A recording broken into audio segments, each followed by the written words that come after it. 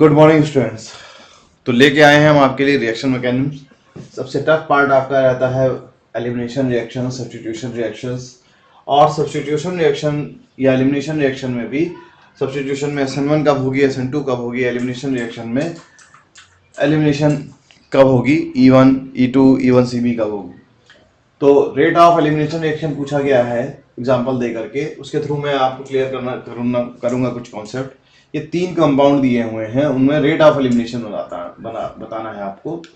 यहाँ पर हमने आपको ना ही सॉल्वेंट दिया है जो आप देखते हैं, ना ही सॉल्वेंट दिया है जानकारी के लिए, ना ही E1 पूछा है, ना ही E2 पूछा है, ना E1CB पूछा है। तो दिमाग में कंफ्यूजन पर्याप्त दे रखा है, ठीक है, क्वेश्चन पूछने में, लेकिन क्लियरिटी भी दे रखी है, ठीक है।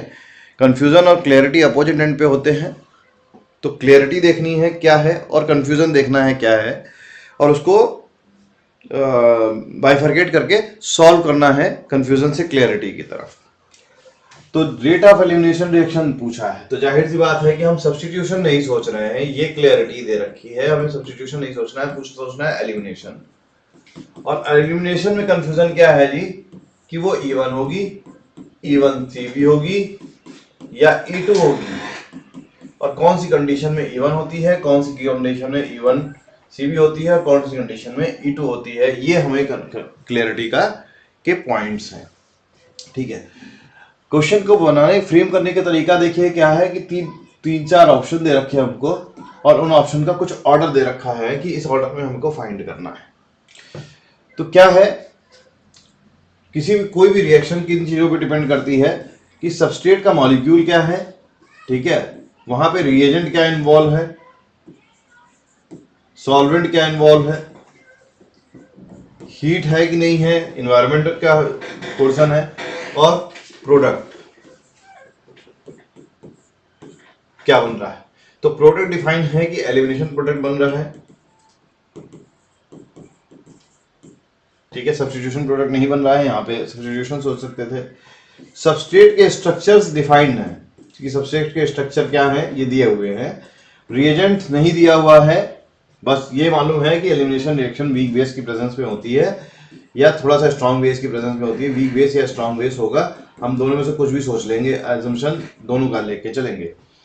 सॉल्वेंट इसी का मतलब कंजुगेट एसिड होता है, हीट होती है, एक्सेट्रा। तो हमारे पास क्या है, सबस्ट्रेट के मॉलिक्यूल्स हैं, उनका स्ट्रक्चर है, सबस्ट्रेट के मॉलिक्यूल्स का स्ट्रक्चर है, और product as a elimination product हमें पता है कि रिएक्शन हो रही है। तो अब हम इसको फ्रेश हैंड से लेते हैं। एलिमिनेशन रिएक्शन हमको करनी है।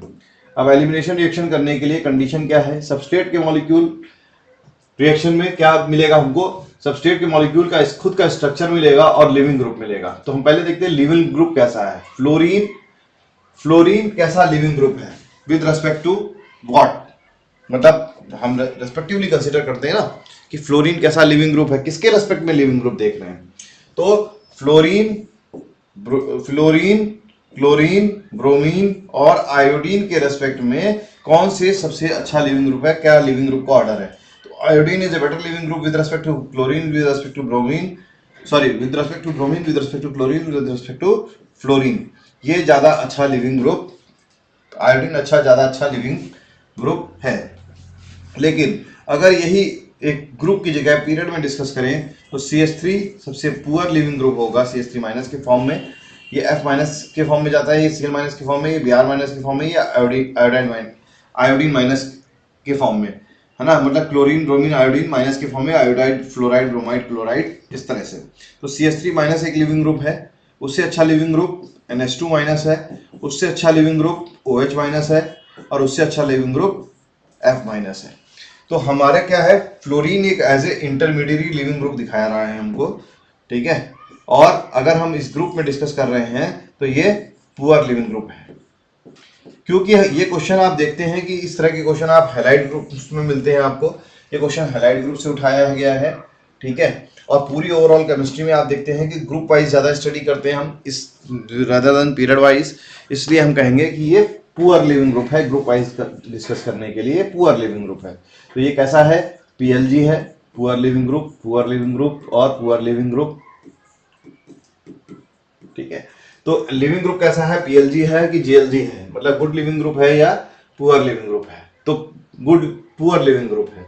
तो ये रिएक्शन इधर से होने की संभावना E2 और E1 CB होने की संभावना ज्यादा है।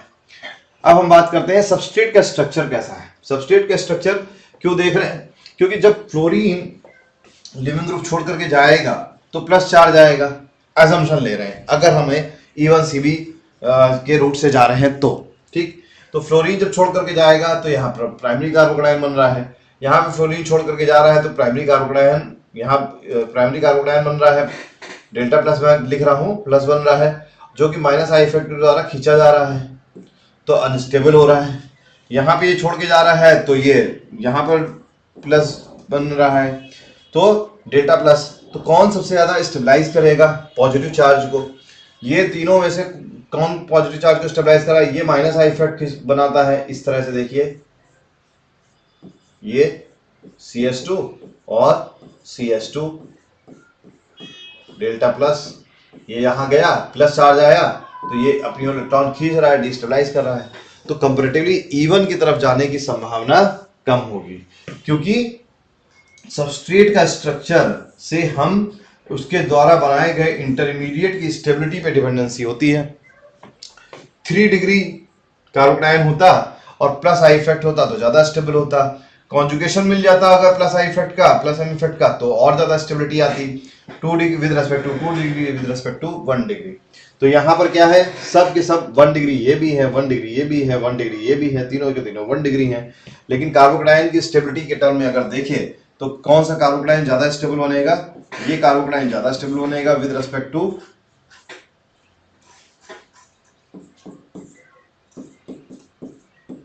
अगर कार्बोकैटायन बना रहे हैं हम, तो जैसे ये कार्बोकैटायन है, ये कार्बोकैटायन बनने की संभावना कंपैरेटिवली, ये कुछ भी नहीं बनाया है ना, ये हमने यहाँ पर कुछ भी नहीं बनाया है, ये ठीक है, ये प्लस चार्ज के फॉर्म में है, ठीक। तो यहाँ पर क्या है, ये इलेक्ट्रॉन खींच रहा है तो इसको अनस्टेबल करेगा, ठीक है। और ये पीएच, ये इलेक्ट्रॉन खींच रहा है अनस्टेबल करेगा। सबसे ज्यादा अनस्टेबिलिटी कहाँ आएगी, ये Q में आएगी। तो इस कार्बोकैटायन की स्टेबिलिटी में ये Q है, ये R है और ये P है। तो सबसे कम स्टेबल Q और सबसे ज्यादा स्टेबल दैट इज ये R, ठीक। तो Q सबसे कम स्टेबल दिखा रहा है, तो जाहिर सी बात है कि यहाँ पर E1 की तरफ से डायरेक्शन से रिएक्शन नहीं जाने की संभावना है। अब हम सबसे ज्यादा स्टेबल कौन है, R 1 डिग्री। तो 1 डिग्री में दिखाई दे रहा है कि 1 डिग्री से ज्यादा 3 डिग्री सबस्ट्रेट में स्टेबिलिटी आती है और 3 डिग्री E1 की तरफ जाता है। तो रिएक्शन यहाँ पे ये दिखाते हैं, यहाँ पे ये कंडीशंस ये दिखा रही हैं कि एलिमिनेशन रिएक्शन में हमें E1 नहीं सोचना है इन दी हुई कंडीशन में, क्योंकि इसके बाद गुड लिविंग ग्रुप नहीं है। 3 डिग्री की जगह 1 डिग्री बन रहे हैं कार्बोकैटायन और 1 डिग्री में भी अनस्टेबिलिटी बना रहा है माइनस आई के थ्रू। तो यहाँ पर इसके थ्रू भी स्टेबिलिटी नहीं मिल रही है। और बेस हमें दिया नहीं हुआ है कि वीक बेस है कि स्ट्रॉन्ग बेस है, लेकिन लिविंग ग्रुप कैसा दिया हुआ है, पुअर लिविंग ग्रुप दिया है। पुअर लिविंग ग्रुप तभी निकलेगा जब उसको जबरदस्ती निकाला जाएगा, और जबरदस्ती निकालने के लिए कौन आता है, बेस आता है। तो वीक बेस की प्रेजेंस में रिएक्शन नहीं हो रही होगी, ये असम्पशन ले रहे हैं on the basis of given fact कि यहाँ पे fluorine as a poor leaving group दिया हुआ है, उसको निकालने के लिए हमें स्ट्रॉन्ग बेस चाहिए। तो ये क्लियर एक्सप्लेनेशन है कि यहाँ पे E1 नहीं सोचना होगा, ठीक है। जो कंडीशन होगी फ्यूचर एनवायरनमेंट होगा वो क्या होगा, या तो E2 का होगा या E1 CB का होगा। तो E2 के लिए क्या है, PLG, दोनों में PLG होना चाहिए जी, है 1 डिग्री से ज्यादा 2 डिग्री 1 डिग्री का ज्यादा स्टेबल इंटरमीडिएट होगा with respect to 2 degree, with respect to 3 degree, with respect to conjugation, ठीक है। तो हम देख रहे हैं कि अब हम इसके मॉलिक्यूल का स्ट्रक्चर हम सोच करके देखें कि इससे क्या बनेगा इंटरमीडिएट एलिमिनेशन रिएक्शन में, ठीक। तो सबसे पहला हमारे पास है कंपाउंड PH CH2 CH2F, ठीक। तो इंटरमीडिएट क्या बनेगा, CH H PH CH2F, anti position पे ले लिया हमने, ठीक है।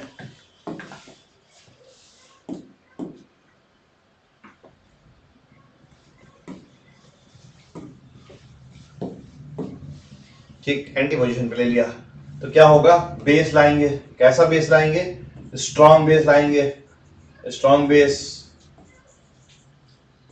ठीक, स्ट्रॉन्ग बेस क्या करेगा, निगेटिव चार्ज होगा उसके पास, वो इस हाइड्रोजन को देगा, ये यहां पर आ जाएगा E2 मैकेनिज्म के, और ये F माइनस निकल जाएगा और क्या बनाएगा, CPH डबल बॉन्ड CH2 बनाएगा। तो स्टेबिलिटी कब ज्यादा होगी, कैसा बेस होना चाहिए, स्ट्रॉन्ग बेस होना चाहिए, तो ये कंपैरेटिवली पुश करेगा उसको निकालने के लिए। ठीक है, और E1CB यहीं पे कंडीशन कंसीडर कवर करते हैं। E1CB कैसे होगा, E2F, ठीक, PH और H, और ये H, ये बेस आया, कैसा बेस आया, स्ट्रॉन्ग बेस आया। ये यहां आया निगेटिव चार्ज, जब निगेटिव चार्ज यहां आया तो PH CH negative charge CH2F। F का इंडक्टिव इफेक्ट कंपैरेटिवली कैसा है, -I, बहुत हाई है। ठीक है, ये अपनी ओर इलेक्ट्रॉन खींच रहा है, तो ये अपनी ओर इलेक्ट्रॉन खींच रहा है। ठीक है, तो माइनस चार्ज को क्या कर रहा है, स्टेबलाइज कर रहा है। ठीक, अब फ्लोरीन, ये सॉरी, इस कार्बन से क्या जुड़ा हुआ है, इस कार्बन से पीएच जुड़ा हुआ है।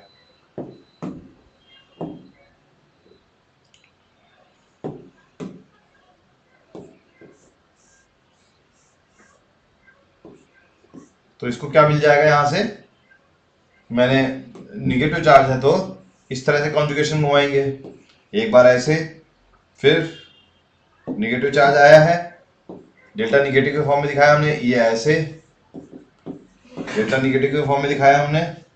ठीक है, फिर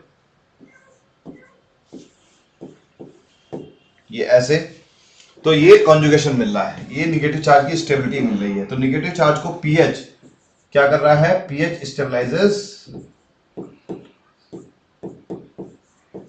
निगेटिव चार्ज। और यहां पे क्या कर रहा है पीएच, अगर हाइड्रोजन होता तो इसकी क्राउडिंग कम होती तो स्टेबिलिटी मिलती, लेकिन यहां पे पीएच क्या कर रहा है, क्राउडिंग बढ़ा रहा है, तो स्टेबिलिटी को रिड्यूस करने का प्रयास करेगा। हालांकि नेगेटिव चार्ज जो ट्रांजिशन स्टेट के थ्रू आ रही है उसको स्टेबलाइज करने का प्रयास कर रहा है, लेकिन ओवरऑल क्राउडिंग बढ़ाने का प्रयास कर रहा है। तो जाहिर सी बात है कि यहां पर क्या होगा कि ये ज्यादा फेवरेबल करेगी, ये फैक्टर पीएच लगाने से रिएक्शन E1CB की तरफ ज्यादा प्रोसीड करेगी with respect to E2 in this molecule. ठीक है, अब दूसरा मॉलिक्यूल ले लेते हैं, तो ये पहला मॉलिक्यूल हो गया, दूसरे मॉलिक्यूल को टेस्ट कर लेते हैं, PHCO, PH C double bond O CH2F। अब इसके लिए सोच लेते हैं कि अगर E2 मैकेनिज्म जा रही होगी तो क्या सोचना है, और E1CB जा रही है तो क्या सोचना है, किधर वाल ज्यादा जाने की संभावना है। तो हम देख लेते हैं उसके केस में इंटरमीडिएट क्या बनेगा, उसके केस में इंटरमीडिएट बनेगा, ठीक है, एक मिनट, शायद मॉलिक्यूल कुछ गलत नोट कर लिया है क्योंकि वहां पे एलिमिनेशन रिएक्शन नहीं होगी। तो यहाँ पे दो कार्बन है बीच में, एक ये और एक ये, दो कार्बन है यहाँ पर, एक ये और एक ये। ठीक, तो दो कार्बन करेंगे यहां पर वर्किंग।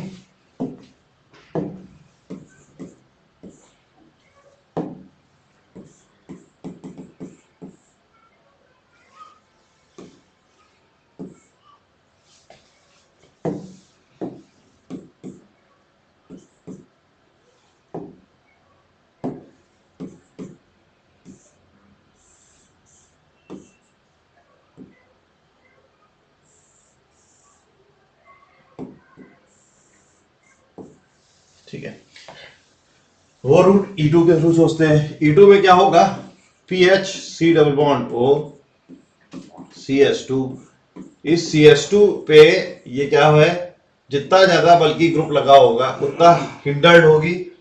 ठीक, और यहां पर हमें क्या करेगा, CH C double bond O PH, यहां पे हाइड्रोजन है, यहां पे CH2 है, और इसकी एंटी पोजीशन पे बैठा हुआ फ्लोरीन है, ठीक है, ये इस पोजीशन से, ठीक है। मैं मॉलिक्यूल को दोबारा येलो कलर से बनाए दे रहा हूं जिससे कि क्लियर नजर आए। ये एंटी पोजीशन पे बैठा हुआ फ्लोरीन है। तो फ्लोरीन यहां से निकल करके जाना चाहता है, ये यहां पर बॉन्ड बनाना चाहता है और इसको OH माइनस ग्रुप अप्रोच कर रहा है एज ए बेस, ठीक है, या जो भी बेस लिया है हमने, OH लिया है या कोई भी बेस लिया है, ठीक। अब क्या होगा कि जितने बड़ा ग्रुप लगा है, जितना क्राउडिंग है, उतना वो उसको अनस्टेबलाइज करेगा। लेकिन पी डबल बॉन्ड यहाँ पे जब बेस आ रहा है तो ये जो हमारा इंटरमीडिएट बन रहा है, तो इंटरमीडिएट क्या जो ये केस बनेगा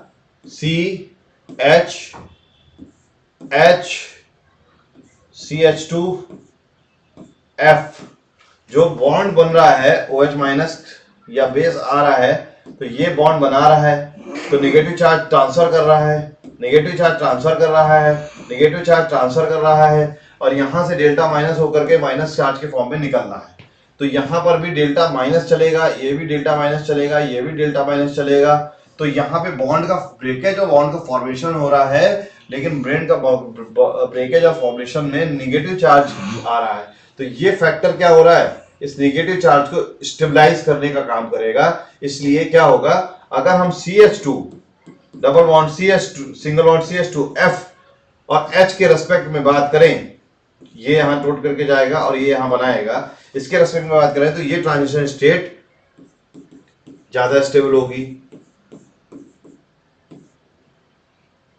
C डबल बॉन्ड O और PH, क्योंकि ये इस नेगेटिव चार्ज को स्टेबलाइज कर रही है। तो रेट ऑफ रिएक्शन इसमें E2 का रेट ऑफ रिएक्शन ज्यादा होगा with respect to this E2, ठीक है, रेट ऑफ रिएक्शन E2 के केस में। लेकिन E1CB के केस में बात करते हैं। E1CB के केस में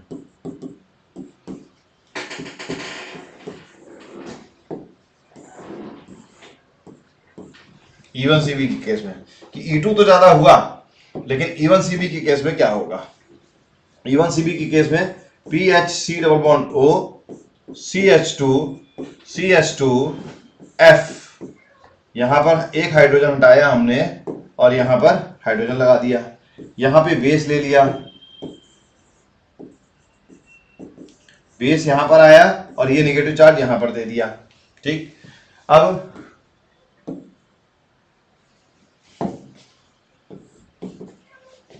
PHC double bond O CH2F, ठीक, यहां नेगेटिव चार्ज आ गया। ये नेगेटिव चार्ज स्टेबलाइज करने वाले फैक्टर क्या है, माइनस आई इफेक्ट है, माइनस आई इफेक्ट,